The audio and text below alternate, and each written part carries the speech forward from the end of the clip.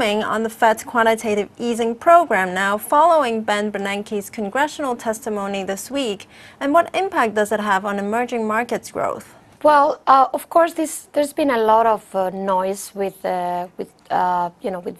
basically playing with the idea that the Q3 would not last as long as we had all expected. I would start by saying that I think the Fed will kind of correct that message towards stability for the time being. So I would expect better news to come very soon. And that means that for the emerging world, we will go back to the idea that this is going to last. However, in the minds of everybody who is investing in the emerging world, there's this idea that QE3, is not there forever. Which means that the risks entailed will have to be taken into account. But I think the impact will be muted with better news to come very soon. Property concerns in China again, with banks turning cautious on the nation's housing markets. The latest announcement came from China's Ping An Bank banning its branches from approving home loans. What are your thoughts? We've been analyzing the announcements, and frankly, if one looks at them carefully, there's not really much new there. I mean, these are measures that had been announced before. Of course, the key issue is whether they will be enforced more tightly than they were, and that will have an impact on of course, on the housing market. My feeling is that the Chinese authorities, as opposed to Hong Kong, by the way, do not want to break the good environment in the housing market.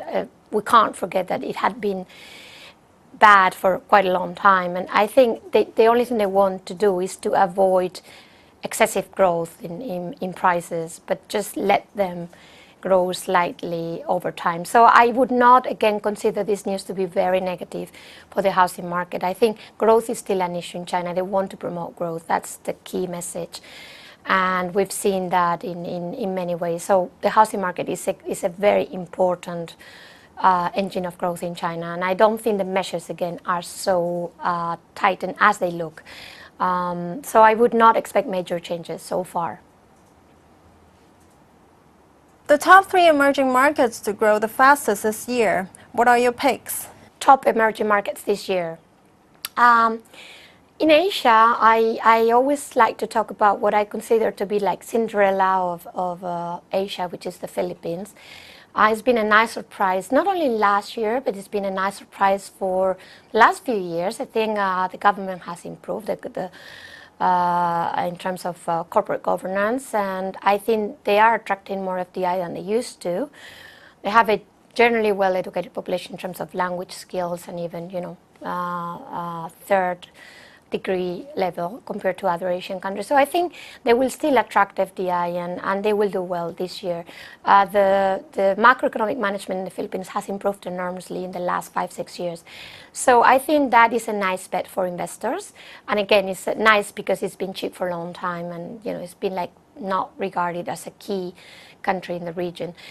In Latin America, I think this is the year of Mexico. They have a new government. They really want to promote reforms, and Brazil is still struggling to improve its growth projections and pattern for 2013. With a very bad year, 2012, they didn't even manage to grow 2%.